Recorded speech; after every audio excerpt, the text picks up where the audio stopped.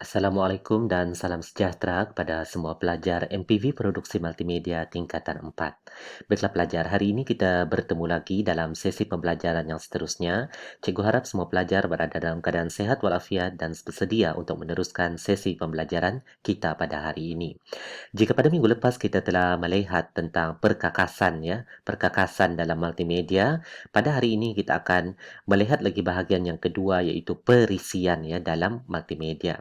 Kalau perkakasan dia merupakan benda yang wujud secara fizikal, manakala perisian ni merupakan satu benda yang wujud di dalam komputer yang membantu kita untuk melaksanakan suatu kerja.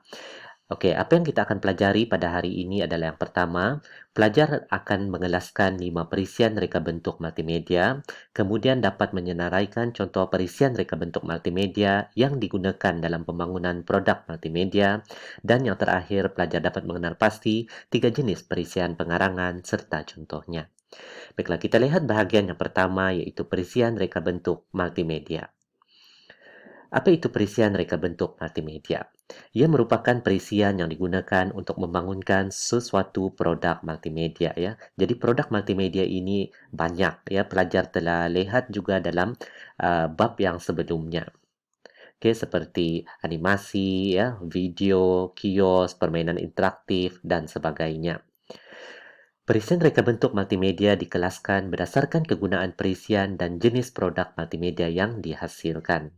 Jadi kita kelaskan perisian multimedia ini kepada 5 jenis perisian iaitu yang pertama perisian grafik, yang kedua perisian animasi, yang ketiga perisian video, yang keempat perisian audio dan yang kelima perisian pengarangan.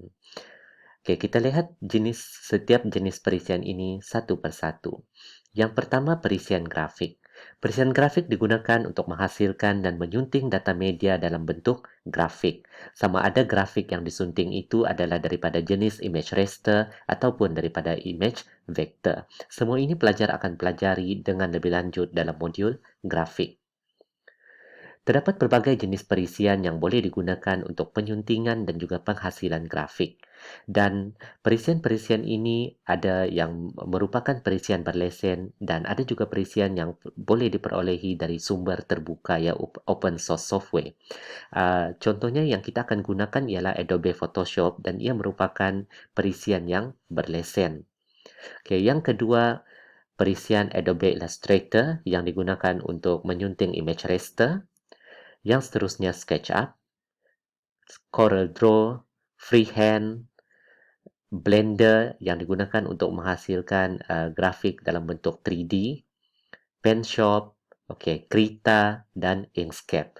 Jadi Krita dan Inkscape ni merupakan contoh perisian open source ya yang boleh diperolehi secara percuma.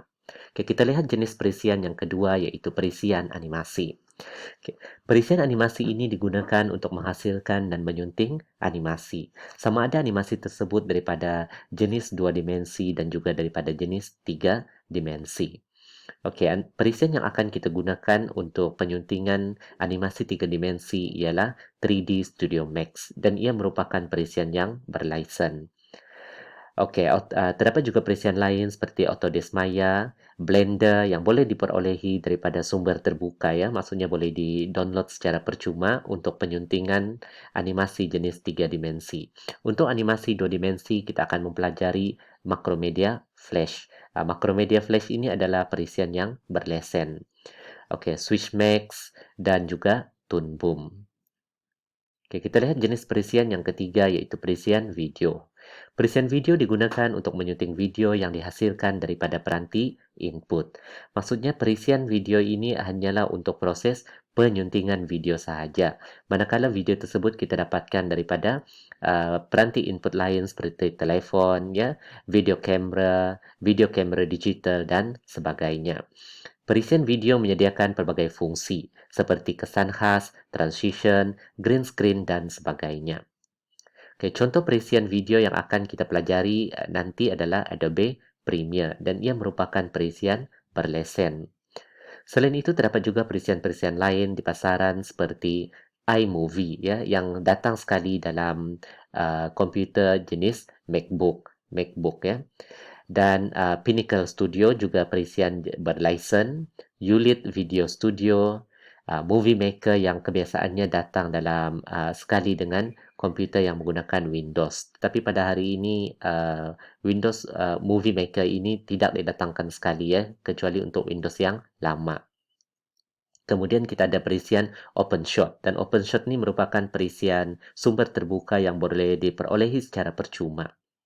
Selain itu terdapat juga perisian Sony Vegas. Sony Vegas ini adalah perisian berlesen yang perlu dibeli.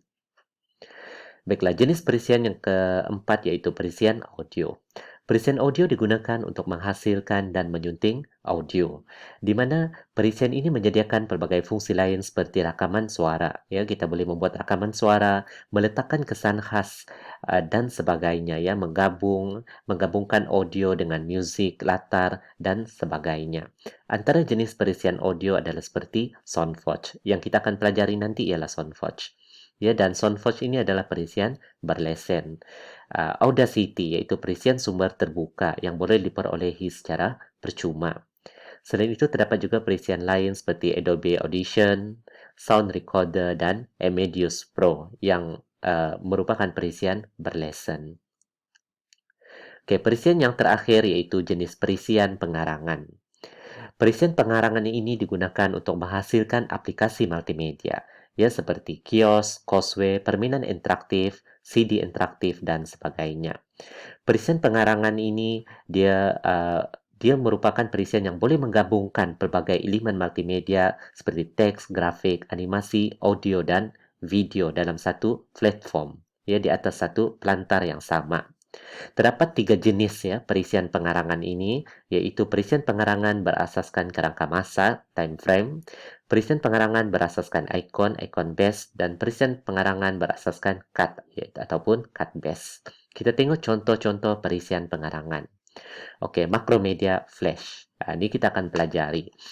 Macromedia Flash ini bukan sahaja boleh menghasilkan animasi 2D ya, dua dimensi, tetapi ia juga berfungsi sebagai perisian pengarangan, di mana ia boleh menggabungkan pelbagai elemen multimedia lain untuk menghasilkan aplikasi multimedia seperti permainan interaktif, kios, causeway, CD interaktif, dan sebagainya. Begitu juga dengan Macromedia Autoway, Macromedia Director, uh, Macromedia Director. Oke, pelajar. Jadi itu adalah 5 jenis perisian reka bentuk multimedia. Oke, kemudian kita pergi kepada bahagian yang kedua secara khusus, yaitu jenis perisian pengarangan. Seperti yang cikgu maklumkan tadi, perisian pengarangan ini dia boleh digunakan untuk menghasilkan aplikasi ya, aplikasi multimedia kerana dia berkeupayaan untuk menggabungkan pelbagai elemen multimedia dalam satu platform ataupun pelantar yang sama. Kita lihat jenis perisian pengarangan yang pertama, iaitu perisian pengarangan berasaskan kerangka masa, iaitu time frame. Jenis perisian pengarangan ini diorganisasikan dan dikawal mengikut penggunaan kerangka masa, di mana susunan frame dibuat mengikut tempoh masa suatu objek hendak dipersembahkan. Ia sesuai untuk persembahan berbentuk animasi. Oke, contoh perisian pengarangan berasaskan kerangka masa ialah Macromedia Flash dan Macromedia Director. Oke, kita lihat contoh paparan antara muka perisian tersebut. Oke, jika kita lihat contoh raja yang pertama ya, paparan yang paling atas itu merupakan Macromedia Director dan yang di bawah adalah Macromedia Flash. Dan kita melihat ia menggunakan timeline ya, iaitu satu kerangka masa. Ya, jadi itu sebabnya ia dipanggil perisian pengarangan berasaskan kerangka masa. Oke, yang kedua perisian pengarangan berasaskan ikon ataupun icon base. Perisian pengarangan ini menggunakan ikon-ikon yang disusun dalam satu carta alir yang membentuk satu persembahan multimedia. Setiap ikon mewakili paparan atau babak yang menempatkan pelbagai isi kandungan dan arahan tertentu. Oke, contoh perisian pengarangan yang berasaskan ikon ialah Macromedia Autoway. Okey, kita lihat contoh paparan ini yang merupakan contoh paparan antara muka untuk Macromedia Autoway.